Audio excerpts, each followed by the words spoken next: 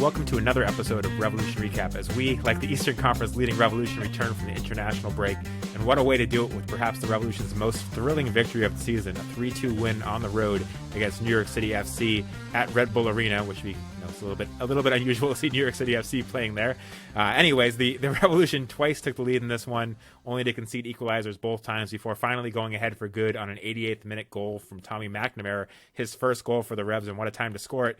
Gustavo Bo also scored, as well as John Bell, who had his first goal of the season for the Revolution.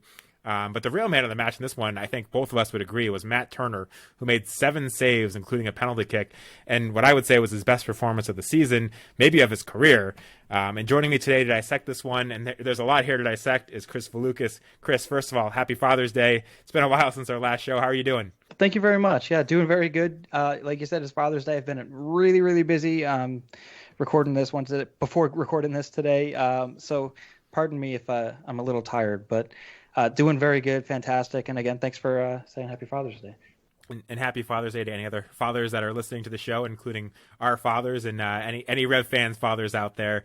But let's jump right into the game. It really was a thrilling game, and one of the ones that I think we're both excited to talk about instead of some of the sometimes we come into these with some boring games where we're trying to figure out what we're going to dissect. In this one, I think we could go for hours, but we'll try to keep it to a lot less than that. What was your key takeaway from this one? Yeah, it was really difficult to pick one because there's so many different storylines that we could have really dove into.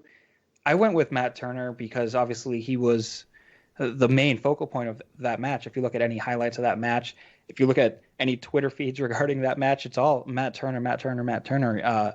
And my takeaway is really what's going to happen to the Revs when Matt Turner's going to be called up to the U.S. men's national team. Because if you have any other keeper in net, facing shots and a New York City attack that they saw, you can't expect saves like that to happen on like a regular occurrence of any sort. And I have faith in Brad Knighton. I have faith in Earl Edwards Jr.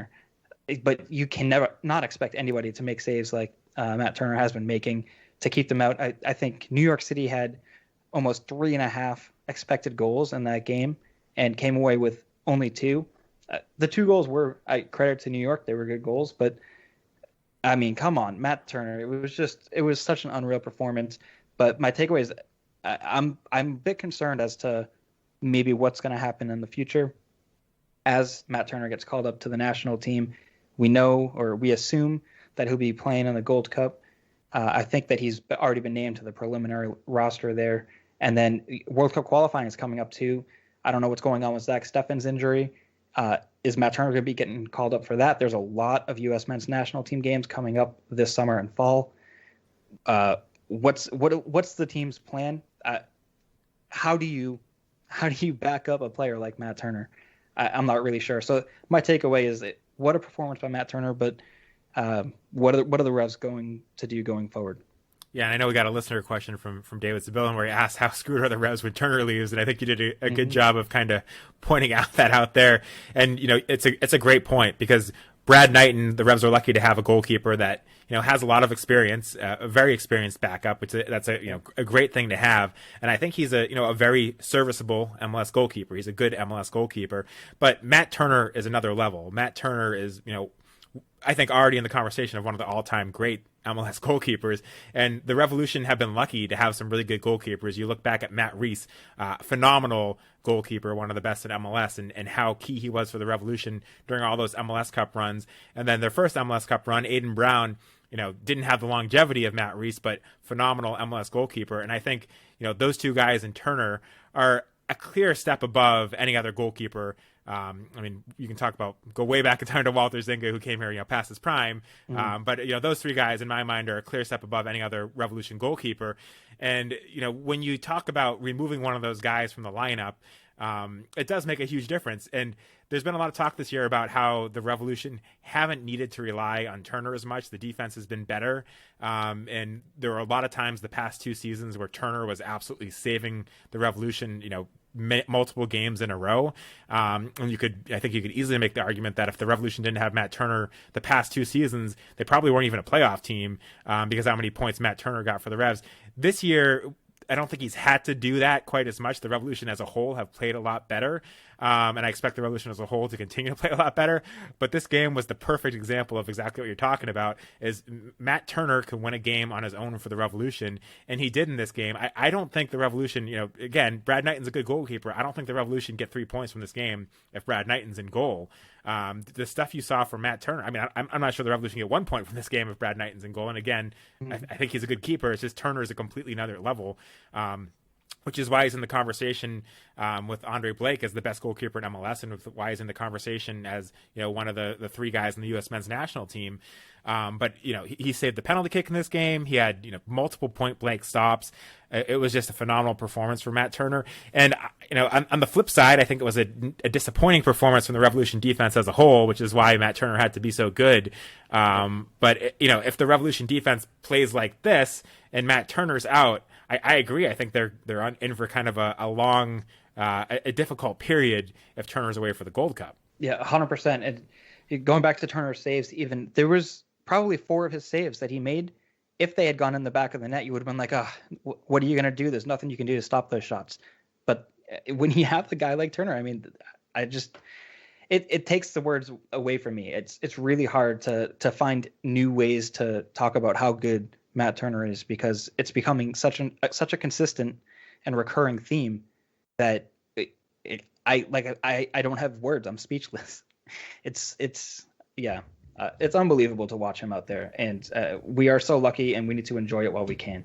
Yeah, no, absolutely. And when you see performances like that, and you heard about European interest in the off season, well, I think we'll talk more about that later. But you can certainly see why that's there. And after a game like this, it's hard to see how if he keeps playing like this, that he won't have offers on the table in the short term future. So definitely enjoy it while you can, because it's really something special we're seeing from Matt Turner.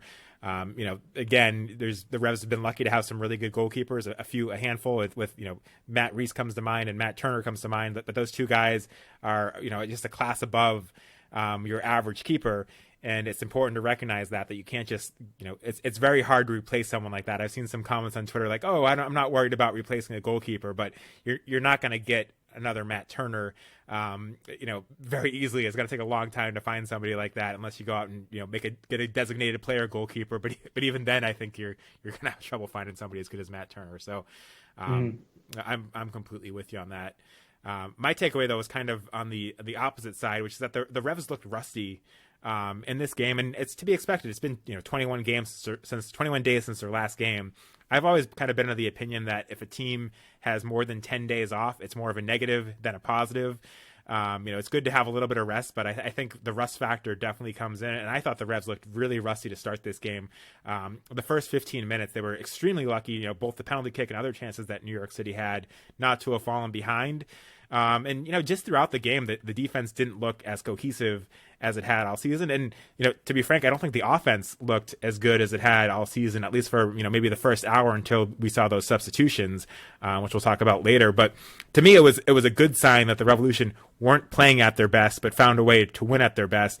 And like I said, going back to Turner, we saw a lot of times the past 2 seasons where Turner helps win them points on his own. We haven't seen him have to do that as much this season, but he proved he's certainly still capable of doing that. And the Revolution proved they're certainly capable of finding a way to get points, not just when they're playing poorly, but playing poorly on the road. Because to me, this was, we talked about this being perhaps the most thrilling game of the season. It was not the Revs' best performance of the season. It was Matt Turner's best performance, but it was not the Revs' best performance, and they still found a way to score 3 goals and get 3 points. So to me, that's an important thing for a team that has championship ambitions, that they can find a way even when they're not playing their best, even when they've had 3 weeks off and have some rust to shake off, that they don't just collapse and lose, that they find a way to dig out and get those 3 points. And that's a huge 3 points against a New York City FC team that I think everyone expects to, or at least before the season, expected to be one of those teams competing for the top spot in the East. Yeah, 100%. And you got to think New York City too. They're playing with a couple of players out. Azela Lamb is out. I think I said that wrong, but Hebert also, who's not playing. So those are 2 impact players for New York City that did not play. So I would not be surprised to see New York City rising the tables and being a spot of bother, I guess, as the season progresses. But yeah, lucky to get the 3 points, I think. the I mean, I guess lucky, but it's, credit to Matt Turner, of course. Always goes back to Matt Turner in this game.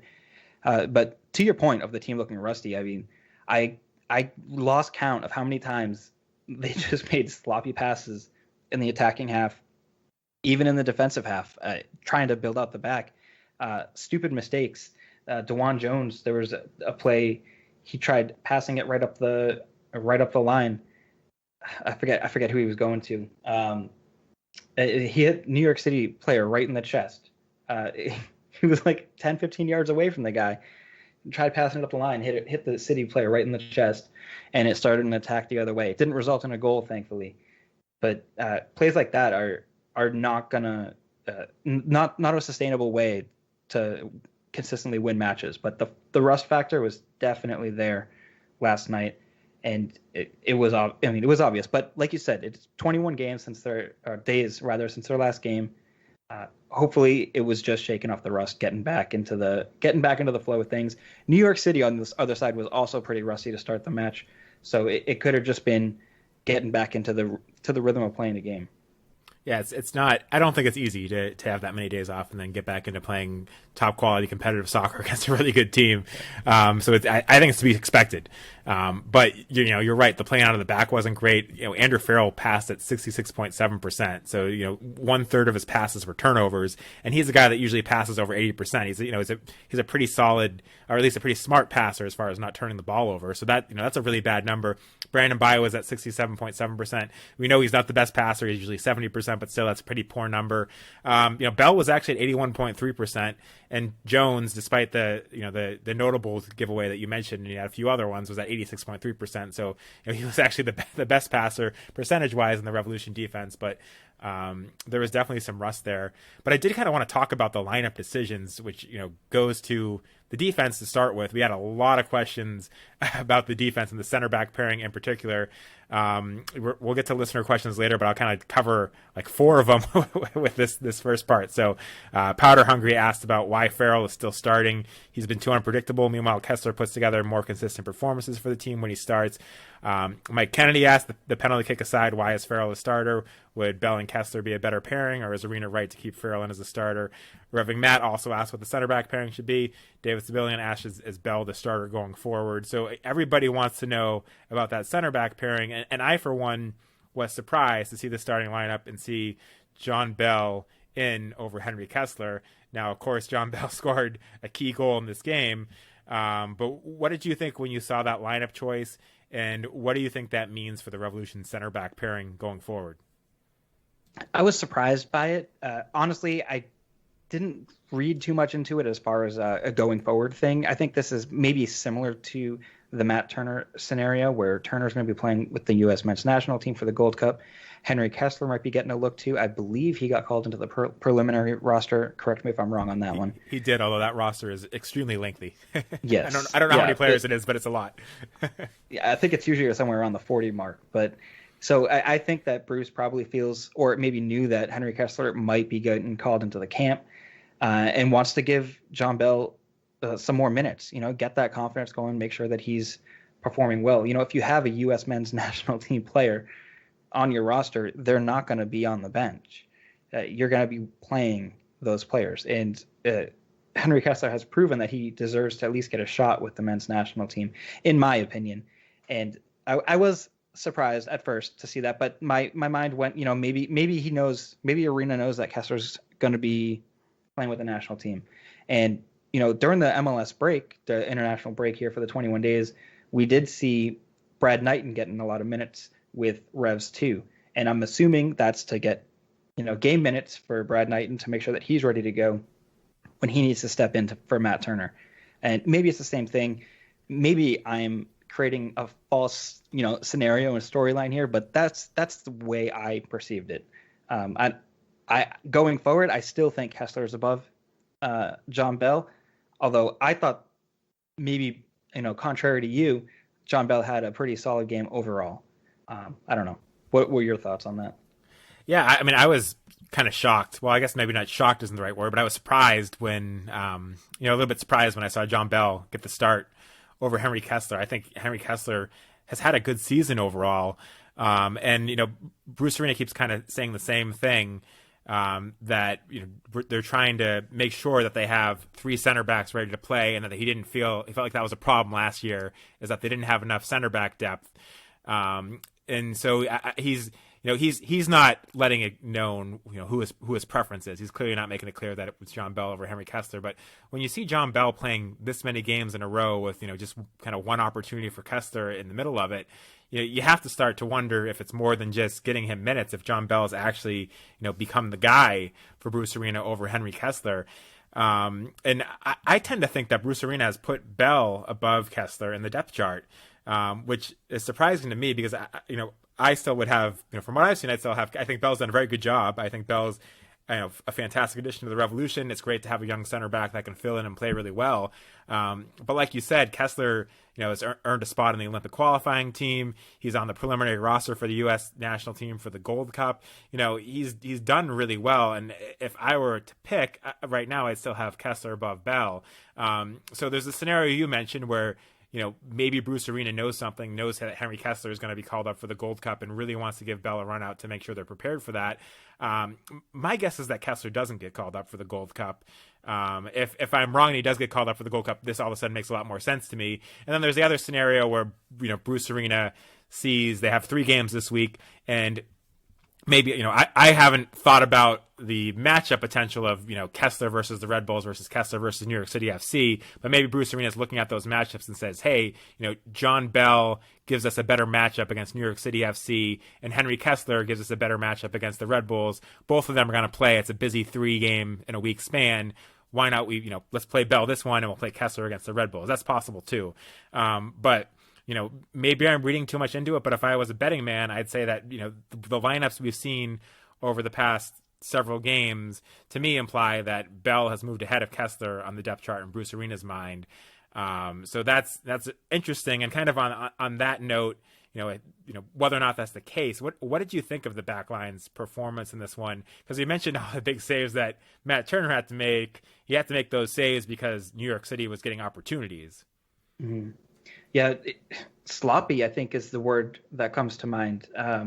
We talked about it before we started recording this, but the left side is really what looked like a very big weak point on the team between DeJuan Jones and John Bell. I think, again, I thought that they both had a better performance than maybe you did, but I 100% agree.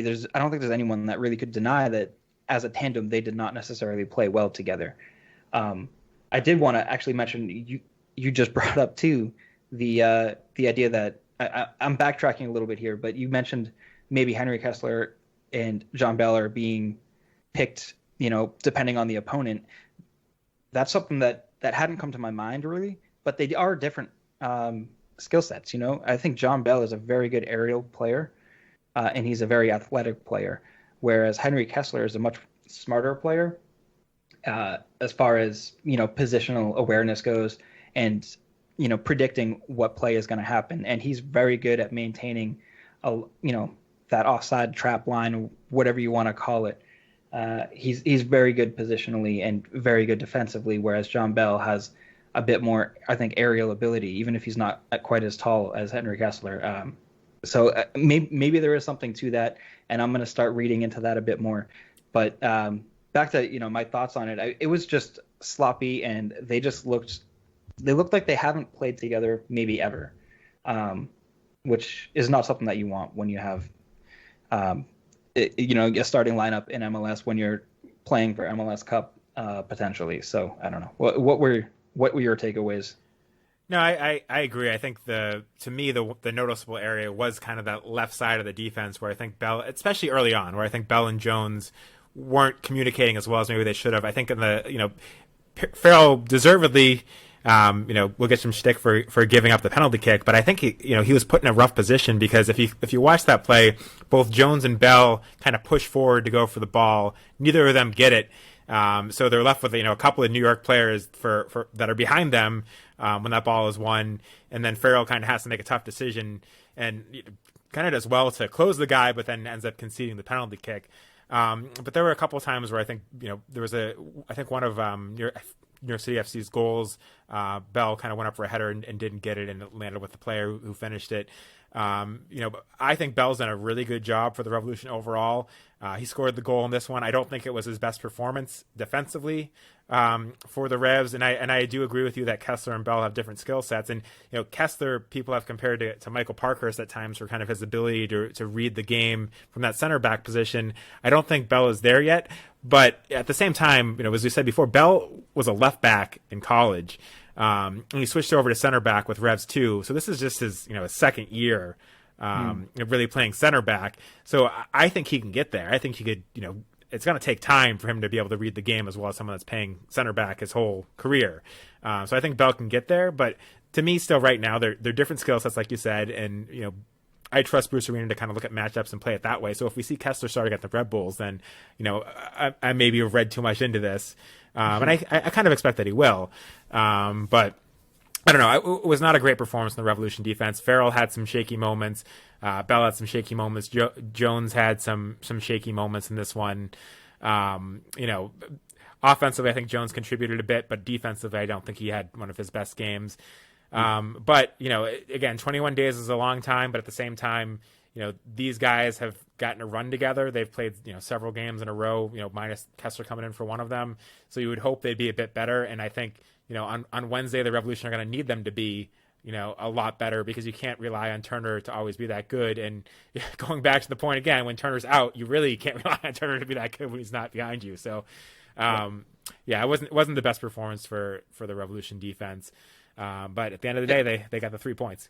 And if I could flip to the other side too, looking at right back with Brandon Bye, I thought that there was some worrisome moments in the game, I guess, because I noticed a lot. When Brandon Bye is bombing down, Matt Polster is dropping back to right back, and they're playing kind of a give and take with that right back position. So whenever Brandon Bye is tracking back, you'll see Matt Polster drop back up into that defensive midfield position. That switch back and forth looked kind of shaky to me from time to time. I don't think it led to any of the 2 goals or any of the big scoring chances that they had. Actually, that in that first half, that cross that went over to, I think it was Castellanos, who missed from point blank, or was denied by Turner from point blank. That cross right there was one of those moments before that cross leading up to it, where Brandon Bye and Polster were rotating their positions a bit. So that's one area that was really sticking out to me as something that maybe they need to work on a more consistent way to handle that, or maybe play a right winger who's going to be bombing up ahead more, so you're not relying on Brandon Bye so much to be there. There's a couple of different solutions I guess you can go at. I don't get paid to make those decisions, but that's something that I did notice that I'm going to be keeping an eye on as the season progresses. That's a great point. And quickly talking about Polster too, the one kind of probably a minor point that I noticed in that game was that I didn't think was particularly smart was he got a yellow card in the first half, and then there was one point where there was a challenge on Turner there wasn't much in it. And Polster went there to kind of defend his keeper, and you got to respect defending your keeper, but he went up there and kind of gave him a bit of a shove. And again, you want the teammates to protect the keeper, but it wasn't a very smart move for a guy on a yellow card on the road to give the referee an opportunity to call something there and perhaps give him a second yellow card. He didn't get it, but that was just one play that kind of stuck out to me as like, the position he plays in as a defensive midfielder, he's going to get yellow cards, and he's expected to be a bit of an enforcer, but I would like to see somebody else be the guy that someone that's not in a yellow card be the guy that kind of stands up for the keeper there and him play it a bit smarter, because in this situation, if the Revs go down a man on something like that, it would be a disaster. Yeah, 100% agree with that. I didn't cross my mind when I watched the game. But yeah, listening back to you say it now, that's 100%. Yeah, that kind of scares me a bit. Just got to be a little bit more discretion in something like that. The other lineup change, well, there are a couple more lineup changes I want to talk about, but the other one I wanted to talk about, and we got a question on this one, was McNamara getting the start at right midfield. which I found interesting. TSB11 on Discord also asked about that. He said, McNamara starting at right wing feels suboptimal when Tajon, Teal, and Boateng are all available. And he asked, did Bruce outsmart himself with this one? And of course, McNamara scored the winner late in the game. Although I think at that point he was actually at that point was he back on the? It was confusing because he went to the center at one point and then they made subs. And I think he went back on the right. I don't know. At one point, I'm not sure. I think he was in the center at that point. At least his run came from the center. But what were your thoughts on McNamara getting the start at right wing when Tajon was available, Teal was available, and we haven't seen Boateng this season, so I'm not sure he was really in the mix to start. But what was your thoughts on McNamara starting at right wing? Yeah, frankly, I didn't even realize that he was playing right wing. I don't know how I missed it when the lineups came out. And then seeing the questions come in, I had to really track back. And I was like, wow, yeah, McNamara was on the right a lot. So it didn't really,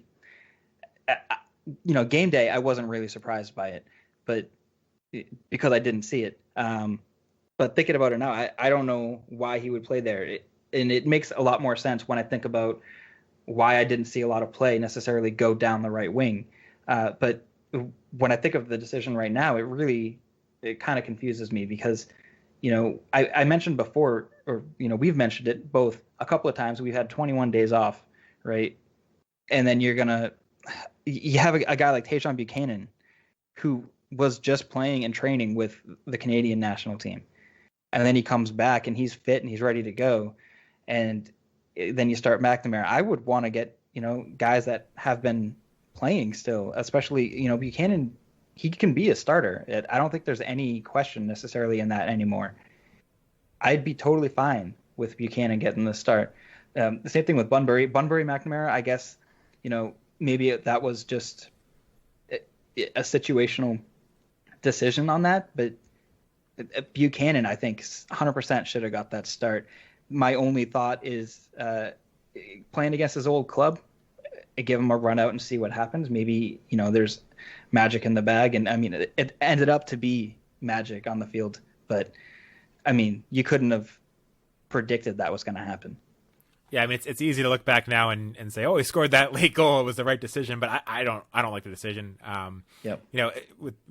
With Tristan, we'll talk about later, he hasn't been consistently, a threat for the Revolution. So then you put McNamara out there, who I think is more of kind of, again, he scored the goal, but is more of kind of a defensively solid option out there. I don't think you got enough from your wing players in this game. And when you have Buchanan on the bench, I don't know. I don't agree with this decision, and I think the Revolution offense, I think at halftime they had something like 0.2 expected goals or 0.4 expected goals.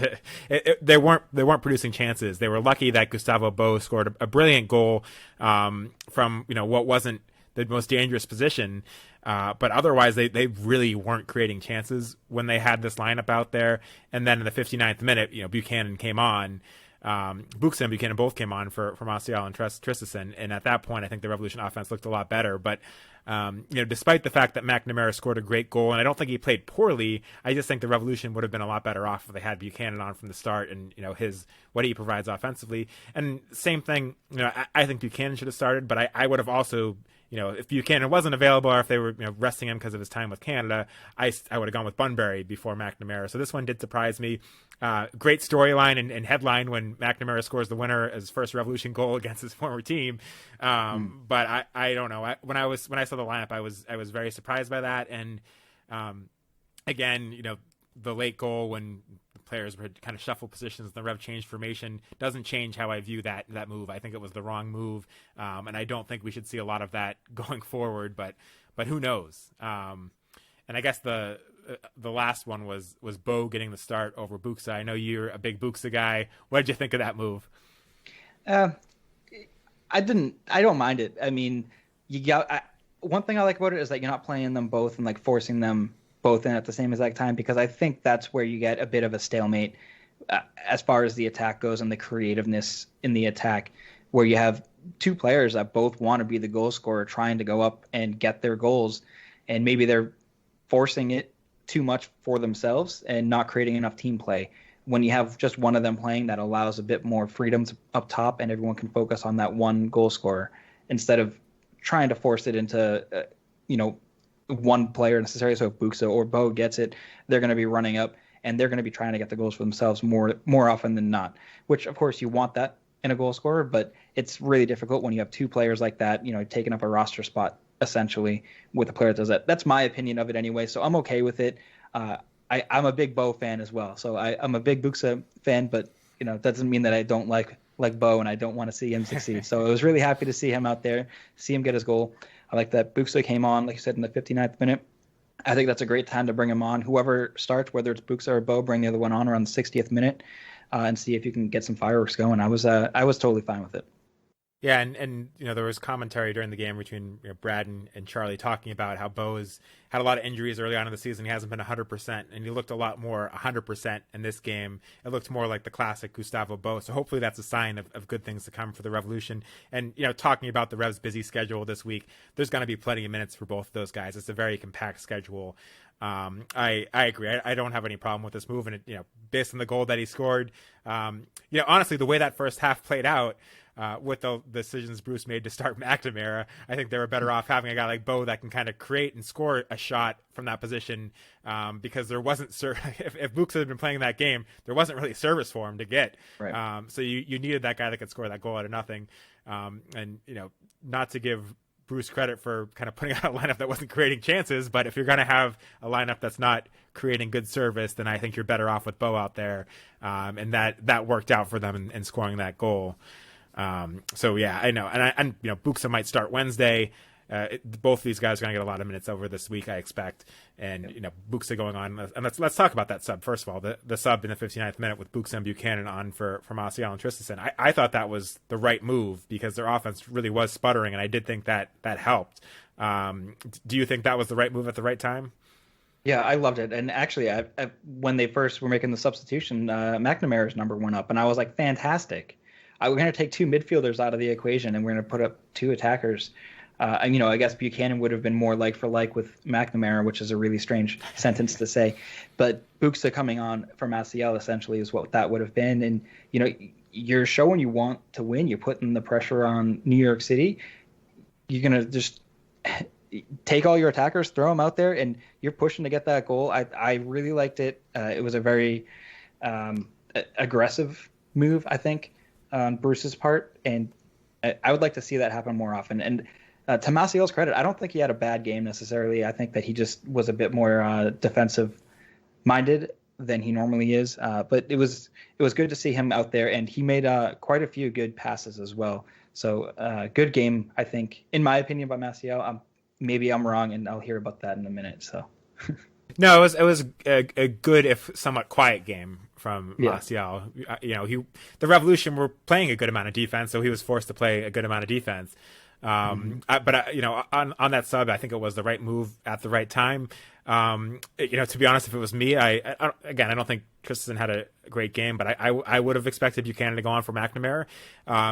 Earlier on in the season, we saw Buchanan get a start at left wing, and we talked about him not playing particularly well there, and there was questions of whether that was a position he could play. I always thought that with more time he could play there. He spent most of his time in this game on the left and did really well, and set up a goal there, so that was good to see as well. That Buchanan can be effective on either wing. But that sub I thought really helped. Again, I question the decisions on who started this game, but I think Bruce recognized that they needed something different offensively and made that change, and it worked out well. The other change that I was maybe less enthusiastic about was they brought on Henry Kessler with 9 minutes to go. The Revolution were up 2-1 at that time. They took off Gustavo Bo. Kessler came on, and then they conceded a goal on a corner kick 4 minutes later. They ended up scoring a goal while playing with a 5-man back line anyways, but I don't know about you, but I've never been a fan of we got the lead or we're playing in a close game, we got the lead, let's just throw on another defender to help see out the game with 10 minutes to go. What did you think of that move? Yeah, it feels like it's supposed to be the right move to make.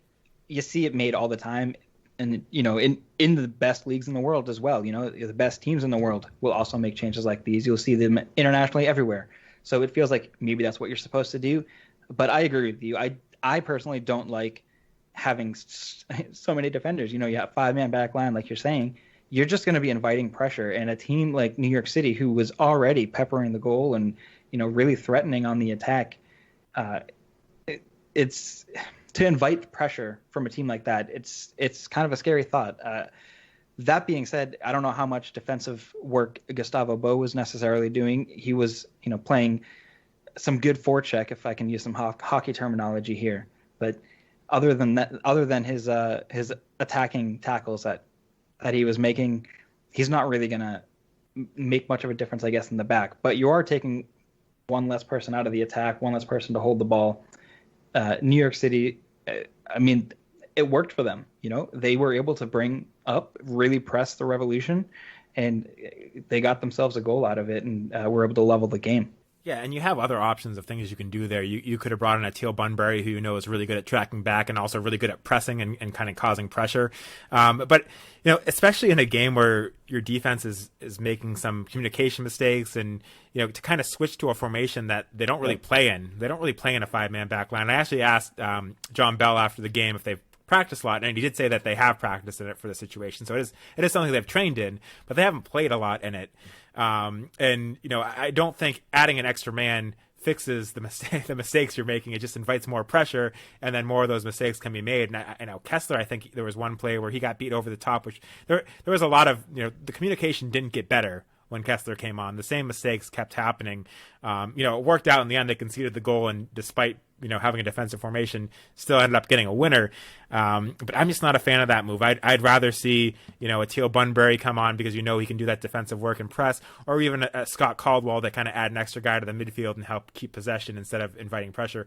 And on that note, we did see Scott Caldwell make a season debut in the 92nd minute, which was interesting, because he is a guy that I've said a thousand times that seems to me would be a useful guy to put on the field when you're trying to maintain a lead, because he makes a smart pass and doesn't turn the ball over. But at least we saw, I think, 2 or 3 minutes out of him in stoppage time this time. It was great to see him run out there.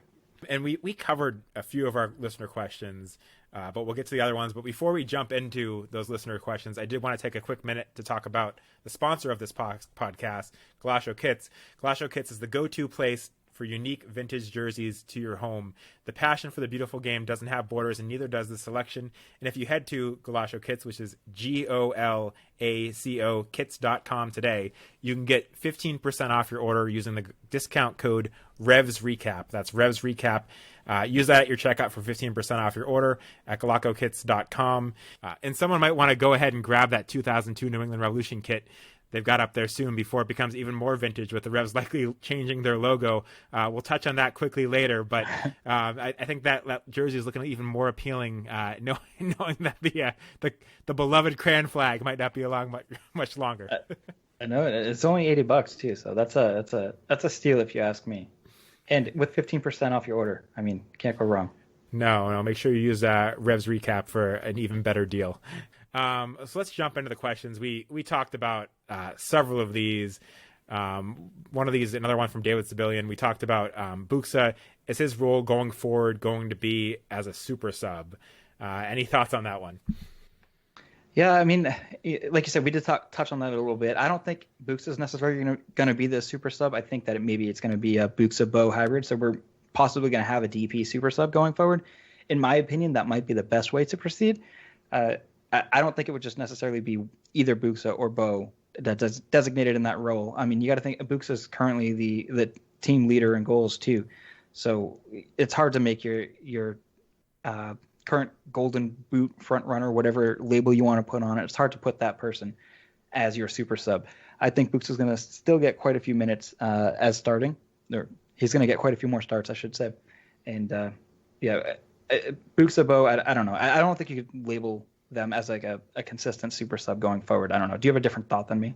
No, I agree with you, and I think it's very, very important that Bruce Arena rotates these guys, because Gustavo Bo has had injuries. He's he's in his 30s. He's not going to be. I don't think it's smart to play him. Close to 90 minutes every game. So I think you're going to have a rotation. And I think both these guys provide very different options at striker. Like we were talking about with Bell and Kessler, you might have a rotation there depending on matchups. I think you're going to have a rotation at striker depending on matchups and depending on health. So Buxa provides something off the bench. I like that sub, like we talked about earlier, but I wouldn't label him the super sub either. I think it's going to be, if Buxa starts, Gustavo Bo is going to be the super sub, and we're going to see mixing and matching kind of depending on matchups and depending on health. Again, it's a very, very busy, compact season going forward. So there's plenty of minutes for all these guys, and it's important not to give Bo, not to force Bo to play too much. A quick shout out to Cam on Discord, who on April 8th said that John Bell will win a starting spot by the end of the season. He says he thinks this is a win for me already. So giving himself some kudos, and we'll give him some kudos too. So far, that looks like a good call.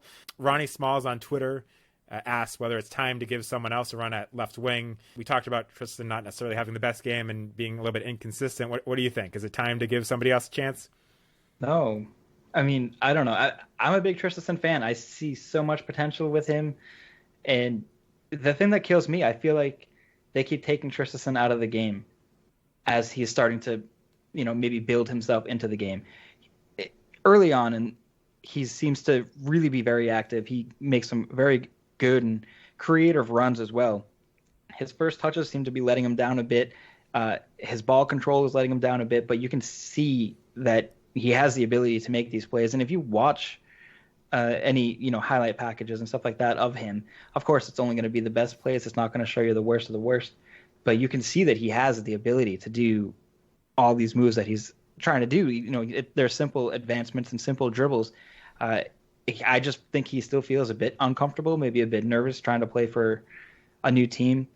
I think he's got some mental blocks going on maybe, but I think taking him out in the 50th minute, 60th minute, whatever it is not going to necessarily help progress Tristan in that role. And because we brought him in as, our starting left wing, I think you need to really let him really grow into that role and maybe not take him out so much. When you still have Tommy McNamara playing as a winger and you take Tristan out before Tommy Mac, not that, Tommy Mac didn't deserve to be out there, and of course it proved to be the correct decision in the end, but Tommy Mac as a winger is really a head-scratching move. And then you take Tristan out instead and put Buchanan in. I thought that if you took Tommy Mac out and put Buchanan in, it would have been a much more dynamic attack. Again, I really think that there's something there with Tristan, and whenever it starts clicking, I think that it could really I don't want to overblow this and make crazy hyperbole statements and say that he's gonna shock the world, but those are the words that I always use because I have a limited vocabulary. But I think he's gonna surprise some people, and I think he's someone that needs to be kept an eye on as far as future Revolution opponents. Look, I actually agree with you, and I think that he's got a lot to offer the Revolution. I think confidence for him might be lacking a little bit right now. Like you said, there could be a mental block. But benching him, I don't think is going to fix that. What I will say, I think he should be the Revs left wing going forward. But what I will say is, if you're ranking the Revolution wingers, I think Buchanan is the Revolution's best winger. So if I was going to bench somebody for McNamara, and I wouldn't bench somebody for McNamara, let's be clear, I'd probably play Buchanan over Tristan. What I don't get in this game is why Buchanan wasn't playing. I don't think he should have been playing over Tristan, but if I was gonna pick between the two of them, Buchanan would be the guy out there because he's playing better right now. But no, I think Buchanan and Tristan should be your wingers. And Tristan, I agree, has not lived up to his talent level yet. But I do think he's the Revs' best option there, and I think that eventually he'll figure it out, and hopefully it will be sooner rather than later.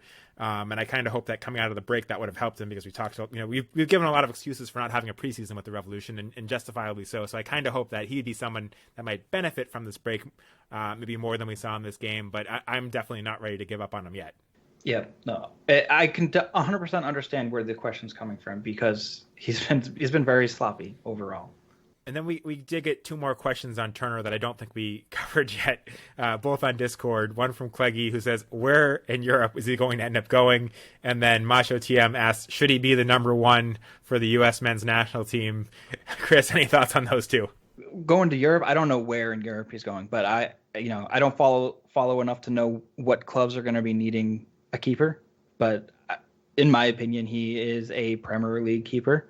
Possibly one of the big teams um, well, I think they got a lot of young players coming up through their youth system, so there's probably not a room for an American keeper over there, but possibly a big team over in Spain or something like that as well. I think that would be a lot of fun to see him playing out there. I am pretty confident that it's going to happen at some point in the future. I mean, how can it not if he keeps putting up highlight reels like this? Maybe keepers make one highlight reel save in a game, but Matt Turner just creates an entire new highlight reel every single game he plays. It seems like. So I think it's just a matter of time before that happens. I wouldn't be surprised if it's this coming off season. I hope not for selfish reasons. And as far as a U.S. men's national team goes, he is the number one for me. I think that he is a more well-rounded keeper. You want to talk about his distribution skills maybe not being up to par with Zach Steffen, fine. Do you want a keeper that can, kick the ball deeper downfield, or do you want a keeper that can, make out of this world saves? I'm going to take the keeper that can make the best saves. I want my keeper keeping the ball out of the net more than I want my keeper advancing the ball up the pitch. And maybe that's just me because I am a keeper who has absolutely atrocious distribution skills. And I mean, I have pretty bad keeping the ball out of the net skills as well. But, it may be a biased opinion for me, but I don't know. I would play Turner as my number one if we're looking at it today and where the skill sets are for each player. And I want to give a shout out to Ethan Horvath real quick too, because he stepped in for Zach Steffen for the Nations League, and that was such a great performance by him. And he really proved that he can show up when needed. Yeah, and as far as where Europe Turner will end up going, I got no special insight into that. I watch a lot of Premier League. Selfishly, I hope when Turner does go to Europe that it is the Premier League, because I'll be seeing more of his games that way. But I think he's capable of playing in any of the top leagues in Europe. I think he's a really special talent that has developed a ton. He came into soccer late in his life. And we've seen him develop a ton just in his time with the Revolution. And I think he's only going to get better, but I think he's capable of playing anywhere in the world. So, I don't know where that's going to be, but I hope selfishly, I hope it's in England. And, for his sake, I hope it's somewhere where he's going to go in and play right away, not where he's going to be in a situation like Zach Steffen, where he's, the backup goalkeeper that's maybe playing in cup games. And which brings to the next question of, should he be the number one? It's hard. I don't know what Zach Steffen's injury is right now. I hadn't heard how serious it was. I don't think it was that serious. It was pretty minor, yeah. Yeah, I think it was pretty minor. But, a couple of things. I always think that you want your goalkeeper to be playing regularly. And, Zach Steffen got a decent amount of games last year because of injury, and, in Cup and Man City played a lot of games. So he got a decent amount of games. And Zach Steffen's a really good goalkeeper. I think that the job is still Zach Steffen's, but I think Matt Turner is very capable of beating him out for that job. I think if Matt Turner has a really good Gold Cup, he could be the number one. But I think he needs that first before me to say he should be the number one. Again, I think he's capable of it. But I think we just need to see it for the U.S. before I say it should be the number one. And then you bring up Ethan Horvath. My biggest knock against Ethan Horvath is that he plays even less than Zach Steffen plays. He really doesn't play for his club team much at all. And that, for a goalkeeper like him that I think is, still has room to develop, I think that's really unfortunate. I think he needs to find himself in a different situation. He bought himself, a lot of good favor and credit for the U.S. with that amazing performance in the Nations League final, coming into a very difficult situation. But before that, I ranked Turner ahead of him. I still rank Turner ahead of him. But it's a great position to be in for the U.S. to have three really good goalkeepers in Turner, Horvath, and Steffen competing for that spot. The years ago where they had Casey Keller and Brad Friedel competing for a spot, Tony Miola before that, Tim Howard. There's been a lot of good U.S. national team goalkeepers, and I think it's good for all of their development to be able to competing against each other, and it's great, as a U.S. national team fan, to have those three good options, because even even like a year or so ago, there was Zach Steffen, and then you weren't necessarily sure who was behind him. And I think now things look a lot better than maybe they did a year or so ago in the goalkeeper depth chart. But I think Matt Turner is very capable of being the number one. I think if he has a good goalkeeper, a good Gold Cup, that could very much put him in that conversation. I really appreciate the way that you put that too, because the job still is Zach Steffen's. Matt Turner does kind of need to win it from him, I guess, unless Zach Steffen can somehow falter in a way to forfeit that position, but I don't think he will. He is a good keeper. I don't want to detract anything from him when I say that, in my opinion, Turner should be the number one. I don't want to take anything away from what Zach Steffen does and what he can do. But I'm coming from a very biased position here, too, where I want to see Turner as the number one for the men's national team.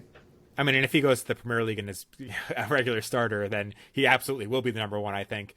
Mm-hmm. But, again, I agree with you on the shot stopping ability. I don't think there's anyone. I think Turner's second to none in that category as far as U.S. goalkeepers go. So it's a job that he's very capable of winning if he plays his best for the U.S. And maybe we'll see that in the Gold Cup. The next question we got is also from Discord. Misha asks, DeJuan Jones, good or nah? If Mafla ever stops being injured, will Jones have a place in the team? What are your thoughts on that one? I thought DeJuan Jones had a really good game. Obviously, there was maybe some miscommunication between DeJuan Jones and John Bell. But, I guess I'm focusing more on the attacking play here. He got very much involved, and it wasn't just once or twice. It was pretty consistently throughout the game, and he was even showing the ability to make defenders miss. He showed a lot of composure for a young kid that, we've been seeing him progress, I guess, year over year now. And I've been really impressed with him. Maybe he needs to improve a little bit on his defensive play. He was, much like, was it Mark Segbers, I think, that came in with him. I think they were both wingers. And so he's transitioning more to a defensive role, and I think he's done very well. And especially considering, we keep going back to this, I feel like every time that we talk about DeJuan Jones, the fact that he's right-footed, playing in a left-footed position, a traditional left foot position, and still playing the way that he is, and being able to find a way to put the ball onto his right and to still put in some good service. He's doing a hell of a job, in my opinion, and he's even improving with his left foot too. I don't know. Do you feel the same way as me? Yeah, I think he's a very capable left back, DeJuan Jones. Could you improve? Could you get a better left back than DeJuan Jones? Sure, you could, but I don't think that you can't win a championship with DeJuan Jones. I think DeJuan Jones is certainly capable enough, and I think he's gotten a lot better. There is the inherent disadvantage of being a right-footed left back. Absolutely. And like we've said before, I do think that Tristison could benefit from, an overlapping left back with a left foot, because we know that Tristason's a guy that, is good at cutting inside. So yes, I think that hurts him. If Mapla stays healthy, is he going to beat out DeJuan Jones? Yeah. First of all, it's a big if. It's like, is Mafla ever going to get healthy? I think we're seeing why he earned himself the nickname Glass Legs before coming to the Revolution. But, on that note, and I've said it before, it's getting a little bit comical, the amount of resources the Revs have put into left backs over the years. And it's not just Bruce Arena. It goes back a long time where the Revolution go out and, get these international left backs, whether it was, Gabriel Somi, whether it was Domi years ago, Casio going way back. Even Edgar Castillo, he was a U.S. left back, but another guy that was even good. Tried Claude Dielna there too. Claude Dielna, they've gave some chances there. They've spent a lot of money on guys that were meant to play left back, and both, overall that stretch, they've had two very capable left backs that they've kind of tried to replace. First, it was Chris Tierney, who proved himself to be a very capable left back, and the Revolution consistently tried to upgrade over him and spent a lot of money and could never find that upgrade. And then Chris Tierney ended up being a guy that played up at one of the all-time leaders in games played for the Revolution. He was a very good player for the Revolution. And DeJuan Jones, I think, is a very good player for the Revolution. Again, are they the best? Was Tierney the best left back in the league? Absolutely not. Is Jones the best left back in the league? No. But I don't think Jones, and I'm not comparing Tierney and Jones because they're two very different players, and I think their strengths and weaknesses are about the opposite end of the spectrum. but exact opposite. But I think Jones is a very capable player that, maybe isn't a guy that's going to win you a championship, but he's definitely not a guy that's going to cost you the championship if he's your left back. And I would rather see the Revolution spend resources elsewhere because they've proven themselves very incapable of finding a good international left back, and have exerted a lot of resources there over the years that have gone to waste. Yeah, 100%. And I think that it maybe goes a bit underrated that one of DeJuan Jones' best assets is the fact that he's able to stay healthy, knock on wood. But right.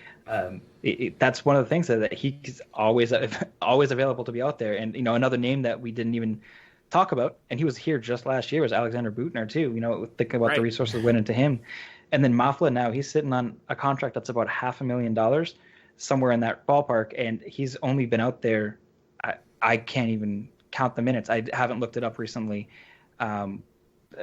Not a lot of minutes. We'll just, say it that way. And it hasn't really impressed. And even with Revs too, he was, suboptimal, I would say, playing with Revs too, which kind of is a concern when you think about the money that's, like you're saying, that what sort of investment is being put into that position when they have someone that is perfectly capable and, seemingly healthy that is already there. I'm 100% with you. Take those resources, maybe put them into something else. Revs seem to have trouble on the wings right now, so maybe invest a bit more there, or maybe just give Tristan some time. I don't know. I don't have all the answers. I don't have that book, but we gotta bring up one other guy too, because you're talking about Mafla and his salary. Wilfred Kaptoum. Somebody asked us about him as well. He's making $557,000. We haven't seen much of him. He wasn't in the what is it, the game day 20, I forget how many people, however many it is. He wasn't in it this time. And I didn't see him on the injury list. I didn't hear anything.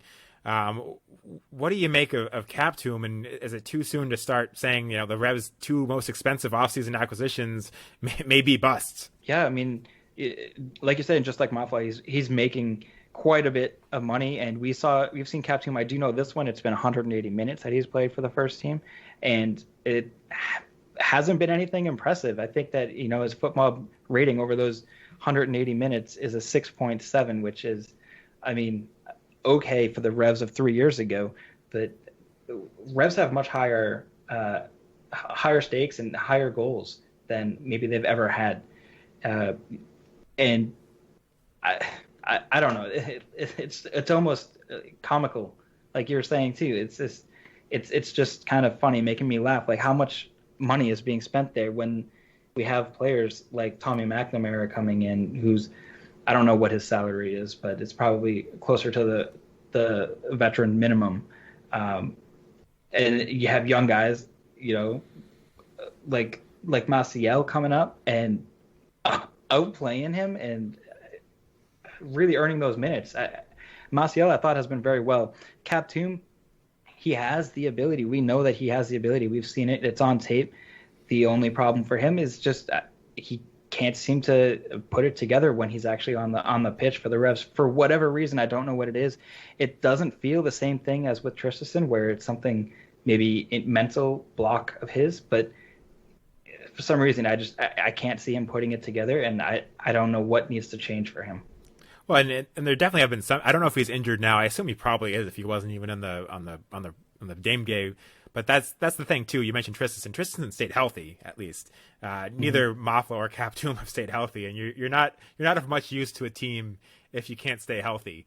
And maybe that'll change. I think. Where does Luis Caicedo sit in that conversation too? Right. That's and TSB 11 asked any word on Caicedo and Kaptoum. I don't know what's wrong with Kaptoum. I assume it's something, but I didn't hear anything, and he wasn't available. Caicedo, it's really disappointing that he was on the injury report along with Mafla. They were the only two guys on it. He had a serious injury last year that kept him out the whole season, and I think he's a very talented player.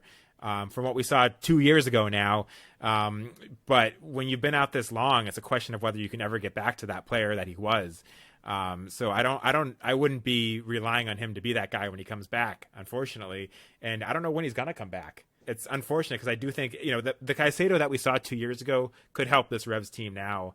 But when a guy's been out this long and is, still on the injury report, you have to be concerned. Yeah. Can I pose a question to you then? Are the Revs missing having Caicedo on the roster? I think so. I think Caicedo offers something. Well, again, it's the Caicedo of 2 years ago. So assuming you get a healthy Caicedo back, then he's got the mobility that he had 2 years ago, which is a big if. I think he provides something very different than Maciel. I think Maciel has been a good contributor to the Revs. I think Maciel provides, he's not I've compared him to Caldwell before. He's not Caldwell, but I think he does provide something a little bit similar to what Caldwell provides out there. And I think Caicedo provides something different. I think Caicedo covers more ground and kind of gets himself into the attack and is more of that box-to-box midfielder that's doing a ton of running out there, which again is really troubling given the injuries he's had. Like, can he be that guy again? It's given what type of player he was. But I do think if you have that guy from 2 years ago, that he would give you a different look in midfield next to Polster if you were to play him, or next to Maciel if you were to bench Polster. And I do think the Revolution could use that as kind of a change of pace central midfielder. Okay. I didn't have an answer to that. I just really wanted to know what your thoughts were, because I don't know where I stand in that conversation. I could go back and forth on that. Well, I don't want to go too long, but we do have a few off-field things to talk about. And I know James Downing mentioned it was a hell of a game, but because we've been off 3 weeks, he also wanted to hear about stadium rumors, the Crest and Buchanan transfer speculation. So I don't want to spend too much time on the stadium. We talked about this before the show. There's been, I don't know that this speculation feels any more credible to me than the speculation we've heard 8 million other times that has led to absolutely nothing. So I'm personally someone that's been burnt so many times on Rev stadium rumors that I don't want to spend too much time on this one until there's something more concrete. I don't know if you view it differently, but that's kind of where I come out on the stadium rumors. I live near Everett right now, and I know that area, and I don't think it would be ideal. Better than where they are now, and at this point maybe Boston proper is unrealistic, but if that's, I know the speculation about that, I don't know how, again, I don't know if there's any truth to any of that. I lean to think there's not, but I do know that area. It's not particularly convenient to public transportation. You could change it and make it convenient. I think it's less than optimal, but better than where they are now. But at the same time, I don't want to spend too much time on this because I don't believe it until there's a shovel in the ground. Right. We know Sean's a little jaded on this topic, and understandably so. There's so many Revs fans that are jaded. I get excited every single time it comes up. I don't know why. I just get like a kid in a candy store, and I'm like, yes, let's run through all these ideas. But like you said, there is no credible rumors necessarily going around. I would say that this Everett location, from a business perspective, makes sense to me, only because it's right next to the Encore casinos, which is, I don't know how much funded by the Wynn family and mega billionaires, that whole family there, or maybe it's just the one guy, I can't remember. But when I just see billionaires, and you think they're all going to be hanging out together, doing stuff together. Robert Kraft, another billionaire, probably going to be getting in there, getting into business together. Let's make more money together. It just kind of looks like something that you could definitely see happening, whether it's Robert or Jonathan Kraft in the future, putting down the money to get set up there. That's like as far as I'll go into it, I guess. But it would make sense from a business perspective. But I would like to wait till we see anything credible before we go too deep on that. Yeah, something that I think there is a little bit more credibility to is the new logo for the Revolution. Yes. That Bob Williams at Sports Business was kind of the first to leak on June 10th, and then more stuff has come out since then with the trademark applications that I think Seth Maycomer from the Bent Musket shared. This seems pretty credible. We don't know the timing of it, but I guess it's probably an off-season move. It would seem weird to me to kind of middle of the season change the logo unless you were, unless you're Columbus, or unless you're announcing a stadium with it. But yeah. but I'm not gonna buy that one. So I think this is an off-season move, but it seems like it's gonna happen. What is your thoughts on the new logo? I went through a lot with this, like mentally trying to wrap my head around it. I did not like it at first. I thought that it was aesthetically unpleasing. Unappealing. I don't know how you want to put that. I didn't like it, but I looked at it for several days and thought more about it. saw different renderings of like mock kits that other fans were making on Twitter, and it really started to grow on me. And I could see myself sporting gear with that crest on it. I do like the sash going through the R. I know a lot of people say that it kind of looks like a cancel sign or a don't sign or something like that, which I can 100% see. It does kind of look like that, but I think it also pays great homage to the Revolutionary War era uniforms that the soldiers wore. So overall, yeah, I do like the kit now that I've had some time, to marinate in that logo. But I'm gonna miss the crayon flag, whenever that does go. Yeah, I'm a pretty nostalgic person, and I grew up, watching the Revolution, so I feel nostalgic about the crayon flag. Like I know a lot of other people that have been following the team for a long time do. With that said, and I do kind of buy into the argument that some people have made that the Revolution have held on to that logo for so long that it went from it kind of became cool. Yes. It was uncool, but because now they're like the only team left that's kept the original logo, it kind of became that cool logo just because of how old it is. With that said, we've seen a lot of terrible rebrands. We saw the Columbus Crew disaster. We saw the Chicago Fire logo, which was pretty terrible, which now they're replacing again. That came out this week, I think, their new logo, which I think their second rebrand actually looks pretty good, but the one they had been using was pretty terrible. But by comparison, I think this Revolution rebrand looks pretty good. I'm not saying I'm someone that's pro rebrand. I always thought that it would make sense when the Revolution were going to announce a stadium to do a rebrand at that point in time and make it kind of be a big shift in direction for the Revolution. I think the fact it's taken so long to get a stadium has made them reevaluate that. I still am on the board of making the shift when you get a stadium makes more sense. But with all of that said, as far as MLS rebrands goes, this one's pretty good. Well, and who's to say that this is not coming with a stadium? Let's get our hopes up. You're more optimistic than me. Yeah, I always try to be optimistic because then I'm not so grumpy. But it can definitely go the other way sometimes. And I was on the pro rebrand side for a while, and I think that's a lot because not because I dislike the crayon flag. I love the crayon flag. I thought it was a great crest. But I think and I mentioned it earlier, that the Revolution have new ambitions. They have higher stakes now, and this is a different league than it was when the league was first created. We're in version 3.0, I think, of what everyone's calling MLS now. And in order to grow with the league, I think that part of that is maybe growing your branding, expanding on that, instead of having a 1994 World Cup inspired badge, maybe something a bit more original and unique to the team itself. As original as that logo kind of feels, it's not really that original. It's an American flag ripped off a 1994 U.S. World Cup badge or logo, I guess, the logo for the World Cup in '94. So I'm happy with the refresh. I think that it's definitely the way to go. And I know that many people are going to be unhappy with me, Jake mostly, but there's going to be some comments regarding that. Last topic that I want to touch on, and you touched on it briefly, is the Gold Cup preliminary rosters. Mentioned Henry Kessler, Matt Turner on there, Tejan Buchanan on there. Which of those guys do you think are actually going to make the rosters? And how excited are you to see Revs players? I always get excited when I see a Revs player playing international football. How excited are you for the Gold Cup and potentially having 3 Revs in it? Yeah, I mean, I've watched Iranian football when Gabe Somi made the team. I don't know why. It wasn't very entertaining. But I mean, like you're saying, I got excited. A Revs player makes their national team. And yeah, Buchanan, I think, is a lock to make the team. He's proven to be an asset to that team when they were playing, in international level. They're playing World Cup qualifying, and they're having players from around the world play. He's playing with Alphonso Davies, and he was still on that roster. Now you're talking Gold Cup. Maybe not all the players are going to be getting released by their clubs. There's a much higher chance for MLS players to play. Buchanan, 100% lock. Again, Turner, we all expect him to be the starter for the U.S. Henry Kessler is the only question mark, and I would maybe err on the side that he would get called up and would play. I know, Sean, you might be in a different camp than me on this one, but again, that's only because a lot of the European teams are not going to be releasing players.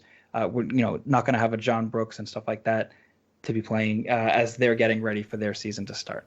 Yeah, my biggest thought. So I agree. I think Buchanan's a lock. I think Turner's a lock. I don't think Kessler makes it, but there's the two thoughts here. Is one is that the theory you posed earlier that Bruce Arena knew he was going to get called up, so he hasn't been. He's been giving Bell more of a chance and knowing he needed to fill in for Kessler. There's that theory, in which case Bruce knows something we don't, which he certainly could. But the other side of that is, let's say that's not the case. The fact that Kessler's only started 5 of 9 Revs games this year, I think Bruce hurt his chances of making the Gold Cup roster. He's only a second-year player. He showed really good his rookie season. He's still developing. He needs minutes with the Revolution, and to prove he belongs on the national team. And I think the fact that he's played just slightly more than 50%, or just started slightly more than 50% of the Revs games this year, hurts his chances of being a part of that Gold Cup roster. I think he had a chance at making the roster. I think the fact he made the preliminary roster certainly shows that. But I think Arena, by giving Bell a chance and by benching Kessler for 4 games, really hurt his chance of making the roster. So I'd actually be surprised if Kessler makes it. Your point is a good one that a lot of guys are unavailable because European teams aren't releasing their players. But I think even with that, I think had Kessler started all 9 games, I think he would have had a good shot. But I think the fact that he's only played, only started 5 of them is really going to hurt his chances of making this roster. Yeah, there's a lot of good American defenders that play in MLS as well. Yeah, and if Henry Kessler does get called in, he's going to be pretty low on the totem pole, I think, as far as initial thoughts going into the tournament. As far as where he's going to rank, maybe he impresses Greg Berhalter. I know that Greg was satisfied with his performance when he came in for what was the Olympic qualifying. Is that what it was that he was playing? Yeah, that joint camp. Yeah, exactly. So I know he didn't play with the men's national team at that point. He'd only play with the youth team. But I still, in my opinion, maybe I'm being biased, and I just really want Kessler to play with the first team. I'm just trying to will it into existence. But I'm still I'd be putting my money that Kessler would be there. Yeah, it'll be very interesting to see. I'd love to see what he could do at that level. And if he does make the roster, I'm going to be convinced that what you said earlier about John Bell playing had something to do with Bruce Arena knowing that was coming. 100 IQ. And I'll be very impressed. Actually, the one last thing I said that was the last comment was I think we didn't answer one person's question. We touched upon the center backs, but for you, what is the Revs' best center back pairing? It's going to be Farrell and Kessler. I said it before. John Bell, I think, has a great physical ability, and I really like seeing him out there, and I'm really enjoying watching him develop as a MLS starter. I think Kessler is a much smarter player, and he knows the game, and I think that you need that mentality out on the pitch. And, come Wednesday, I expect to see Kessler out there with Andrew Farrell, because Andrew Farrell shouldn't be having to make last-ditch tackles in the box like he did when he drew that penalty. He shouldn't have, maybe gone down into the player like he did. I don't remember who he took down. It was a soft penalty, but still, I think Henry Kessler and Andrew Farrell are the two that we'll see, and I think that that's your best bet. Yeah, and I completely agree. We had some people ask about whether it should be Kessler and Bell. I think Bruce Arena is very much on not on board with playing 2 guys that are relatively inexperienced at the professional level. I think he's made that pretty clear that he wants a veteran out there. And I don't think that Bell has outperformed Farrell. I think Farrell's some people haven't been happy with Farrell's performances this season. I think Farrell's been fine. And I think Farrell and Kessler are a pretty good pairing. So I agree with you. I think Farrell and Kessler are the Revs' best pairing. I'd be surprised if we didn't see them on Wednesday. But at the same time, I think Bell has somehow found his way ahead of Kessler in the depth chart, or at least found his way equal to him. So we're going to be seeing a lot more Bell going forward as well. I think that was it for today's show. Thanks again to everybody for listening. We wished everybody a happy Father's Day earlier. I'll do that again. I know you'll probably be listening Monday and not Sunday, but happy Father's Day to all the fathers out there. Revolution have a game on Wednesday at home against the Red Bulls. I do not think we'll be coming to you after that one, but the Revolution have another game next weekend at FC Dallas on Sunday. We'll be trying to do a podcast after that. My guess is that'll probably be a Monday night podcast rather than a Sunday night podcast, because I don't know if people want to be staying up at 11:30 to record one. So we'll keep you posted. Follow us at Revolution Recap. You can follow me at Sean L. Donahue. Chris, where can people follow you? Yeah, you can find me over on Twitter at Kris Valukis. You can also follow me over on YouTube. You can give me a subscription or whatever it's called over there at Revs Revolt. I just dropped a video actually talking about the new branding, the new badge leak. So go give that a watch as well. And then you can follow us on Facebook at Revolution Recap and our Instagram page, Revolution Recap as well. Thanks again for everyone for listening. Make sure to rate and review the podcast if you enjoyed it. And we'll be back some point after the FC Dallas game. So follow us on social media so you can find out when.